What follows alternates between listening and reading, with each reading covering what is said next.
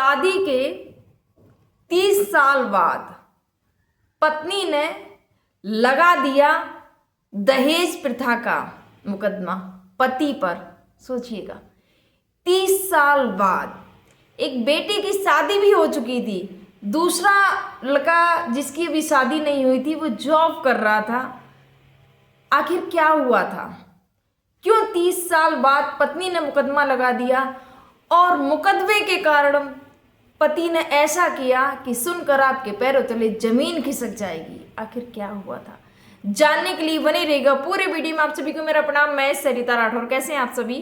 आशा करते हैं आप सब अच्छे होंगे। अपना और अपनी फैमिली का ध्यान रख रहे हैं। फ्रेंड्स, शादी एक ऐसा बंधन है जो प्रेम और विश्वास की डोर पर टिका रहता है और हर एक रिश्ते में, और खासकर ये जो पति पत्नी का रिश्ता ऐसा है जहाँ पर नोक झोंक होती ही रहती है।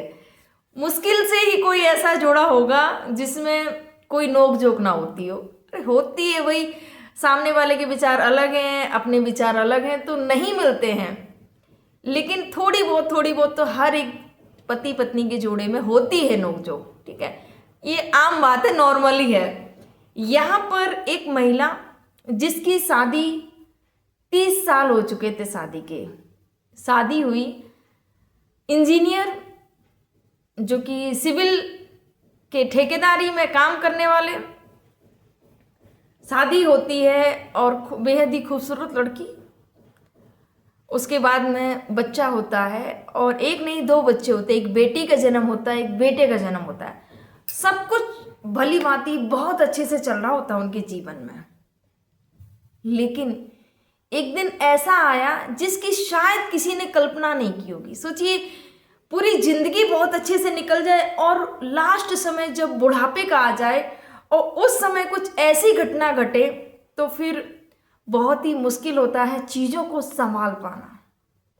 ऐसा ही इस परिवार के साथ में हुआ। और फ्रेंड्स, एक चीज़ और मैं बोलना चाहूँगी, यहाँ पर तो इस महिला ने 30 साल बाद दहेज प्रताड़ना का केस लगा दिया गया और वो इस केस को लिख भी लिया जाता है, उसको मान भी कर लिया जाता है। क्यों? यहाँ पर मेरा अपना मानना है क्योंकि आज अतुल सुभाष वाला केस आया था, एक और एमपी के एक भाई का केस आया था।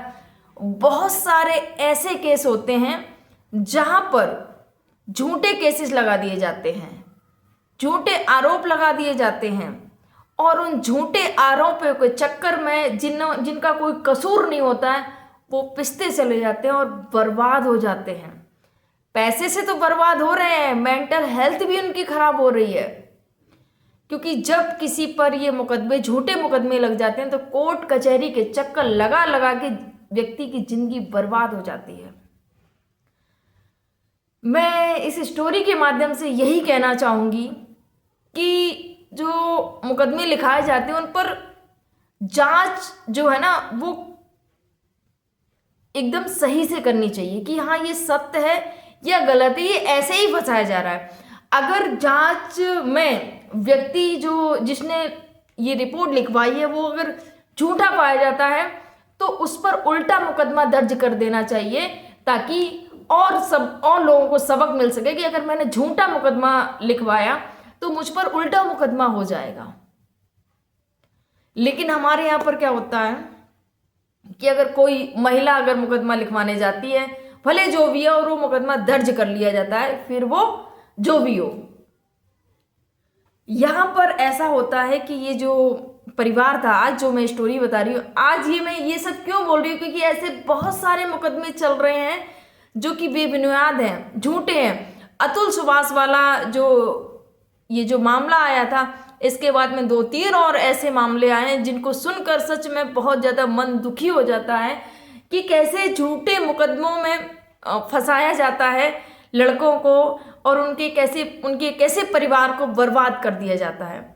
और क्या बीतती है उन परिवारों पर जिनके बच्चे इन सब चीज़ों को झेल रहे होते हैं और वो नहीं रहते हैं। अतुल सुभाष ने न्याय की गुहार लगाई थी और ये भी कहा था कि एक ऐसा होना चाहिए कि पुरुषों के लिए भी कानून बनना चाहिए, जो महिलाओं के लिए बना है, पुरुष आयोग भी बनना चाहिए ताकि उन्हें भी न्याय मिल सके। यहाँ पर पुरुषों के साथ में बहुत सारे लोग बहुत गलत कर रहे हैं, अन्याय कर रहे हैं। महिलाओं के साथ में होता है वो बिल्कुल सही है, लेकिन कुछ लोग इतने शातिर हो गए हैं कि अब पुरुषों को इतना ज़्यादा, क्योंकि एक ही उनके पास वो है कि हमें तो कानून मिला है, हम इसका फ़ायदा उठाएंगे। कुछ भी ससुराल में, अभी एक रिलेशन की ही मैं बात बता रही हूँ, अपने ही रिलेशन की बात बता रही हूँ कि एक शादी होती है और शादी में लड़की पहली बार शादी में आती है और उसके बाद में जब चौथी चलती है तो उसके बाद में सारा जेवर पहन के, क्योंकि सब कुछ अच्छे से जाती है, सब कुछ पूरा जेवर पहन के, और फिर उसके बाद में वो वापस नहीं आती है और वहाँ पर दहेज का, मारपीट का मुकदमा लगा दिया जाता है। तो सारा जेवर भी रख के बैठ जाते हैं और उसके बाद में बोलते हैं कि नहीं, हमें तो तलाक चाहिए, हमें तो जितना हमने शादी में खर्च किया है उससे डबल हमें खर्चा चाहिए, उतना हमें पैसा चाहिए। अब एक चीज़ बताइएगा, क्या लड़की वाले का खर्चा हुआ है, लड़के वाले का खर्चा नहीं हुआ? और इतना सारा जेवर रखने के बावजूद भी और उन पर केस लगा दिए गए हैं। सोचिएगा, ऐसे ऐसे लोग हैं कि झूठे केसेस में फंसा देते हैं। अगर नहीं रहना है, जो भी है समझौता करो, क्यों सामने वाले को भी परेशान कर रहे हो, और खुद जो हो रहा है वो हो ही रहा है। तो यहाँ पर चलिए पूरी ये स्टोरी पूरी करते हैं, क्योंकि ऐसे बहुत सारे मामले आते रहते हैं समाज में जिनको देखकर लगता है कि क्या चल रहा है हमारे समाज में। अतुल सुभाष का ये पहला मामला नहीं, तो पता नहीं कितने ऐसे अतुल सुभाष हैं हमारे समाज में जो हर रोज परेशान रहते हैं। यहाँ पर ये जो 52 वर्षीय जो ठेकेदार थे, उनकी एक बेटी की शादी हो चुकी थी, जो दूसरा बेटा था वो भी जॉब कर रहा था प्राइवेट। यहाँ पर कुछ दिनों से पत्नी से अनबन चल रही थी। अब कुछ ना कुछ हर एक उसमें लगे ही रहते हैं, ठीक है। यहाँ पर ये पति पत्नी में थोड़ा सा मनमुटाव चल रहा था, विवाद चल रहा था। अब पत्नी जाती है थाने। अब थाने जाकर FIR दर्ज कराती है कि दहेज प्रताड़ना का, कि मेरे पति मुझे दहेज को लेके प्रताड़ित कर रहे हैं। सोचिएगा, इतनी उम्र निकल गई, 52 वर्षीय व्यक्ति जिसके साथ में आपने पूरा जीवन निकाल दिया, बेटी की भी शादी हो गई है, बेटा भी शादी लायक है, बेटी ससुराल चली गई है, और अब आप उस पर दहेज का मुकदमा लगा रहे हैं। ये कहाँ तक सही है? जो पति था वो बहुत ज़्यादा परेशान हो जाती कि अब क्या किया जाए, बहुत ज़्यादा दुखी, कि इस बात से आहत हो गई थी कि मेरी पत्नी मेरे खिलाफ थाने पहुंच गई, वो भी दहेज प्रताड़ना का। बल्कि कभी ऐसा हुआ ही नहीं, क्योंकि शादी के 30 साल बाद दहेज का केस लगाया जा रहा हो, केस उसको वो भी कर लिया जाता है। यहाँ पर बहुत ज़्यादा पति दुखी हो जाता है, क्योंकि 3-4 ही दिन हुए थे पत्नी ने केस दर्ज कराए हुए, और पति अंदर ही अंदर बहुत ज़्यादा परेशान, दुखी कि ये जो चल रहा है क्या चल रहा है। कभी ऐसी कल्पना नहीं की गई थी कि ऐसा भी कुछ होगा। यहाँ पर पति के मन में कुछ आया और उसने जहरीले पदार्थ खा लिया, जहर खा लिया, और उसके बाद में पति की जब हालत बिगड़ने लगी तो जो बेटा था वो तुरंत हॉस्पिटल लेके पहुंचता है अपने पिता को।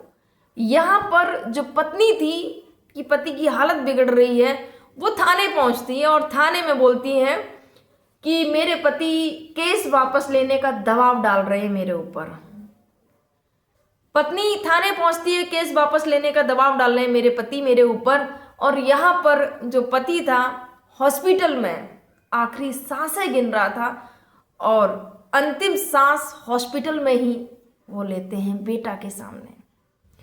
बेटा फूट फूट के रोने लगता है, और जब पत्नी को पता चला कि हाँ पति नहीं रहे, उसके बाद में क्या होने वाला है, कुछ नहीं होने वाला है। तो फ्रेंड्स, ये जो स्टोरी सुनाने का उद्देश्य किसी को आहत करना नहीं, किसी को परेशान करना नहीं, किसी को दुख पहुंचाना नहीं, बस आपको जागरूक करना है कि मेरी बहनों ऐसा कुछ भी मत करो। ये एक छोटी सी जिंदगी मिली है, इसको प्रेम पूर्वक जियो। क्यों किसी को झूठे केस में या कुछ भी आरोप लगा के ऐसे फंसा देना सही नहीं है। और जब आपने शादी की है तो कुछ ना कुछ थोड़ी बहुत कमियां हर एक इंसान के अंदर होती हैं, तो उन सब चीज़ों को आप दोनों लोगों के लिए मैं बोल रही हूँ, पति और पत्नी के लिए, क्योंकि पूर्ण कोई नहीं है इस संसार में, कमियां सब में होती हैं। तो एक दूसरे की कमियों को इग्नोर करो, नज़रअंदाज करो और प्रेम पूर्वक रहो, और कुछ नहीं है इस संसार में। और उन लोगों से कहना चाहूँगी जिनकी बेटियां हैं, जो झूठे केसेस लगा देते हैं ना कि दहेज का, कि हमने जो शादी में खर्चा किया है वो मिल जाएगा, उससे डबल मिल जाएगा, तो ये सब चीज़ें मत करो। आप किसी को दुखी करके आप किसी से पैसा ले रहे हैं ना, वो पैसा हजम नहीं होने वाला है। खुश जो भी करना है खुशी खुशी चीज़ों को करो। अगर आपकी बेटी ससुराल में वहाँ गई है, उसको नहीं रहना है, तो जो भी है आमने सामने बैठ के अपना बात करके उसको ख़त्म करो, नहीं रहना है। लेकिन रोज़ रोज़ के झगड़े, झूठे केसेस लगा देना, ये चीज़ें बहुत गलत बात है। ऐसे आप खुद भी परेशान रहेंगे और दूसरों को भी आप परेशान करें, तो ऐसा कुछ भी ना करें। जो भी है प्रेम पूर्वक रहिएगा। ये पहली बात तो मैं यही कहूँगी। ये पति पत्नी का जो रिश्ता है प्रेम और विश्वास का है। शादी कोई खिलौना नहीं है, गुड्डे गुड़िया के खेल नहीं कि आज शादी की और कल तोड़ दी। जहाँ तक हो सके रिश्ते को निभाइएगा, और हाँ, अगर सर से पानी ऊपर जाए तो इस रिश्ते से बाहर निकल जाइएगा। और पर किसी को ऐसे झूठे केसेस में मत फंसाइएगा। आप भी अपनी ज़िंदगी जिए, दूसरे को भी अपनी ज़िंदगी जीने दें। आपके क्या विचार हैं, आप क्या कहना चाहेंगे, इस पर कमेंट जरूर करिएगा। आप सभी को मेरा प्रणाम। जय हिंद, जय भारत, जय सिया राम।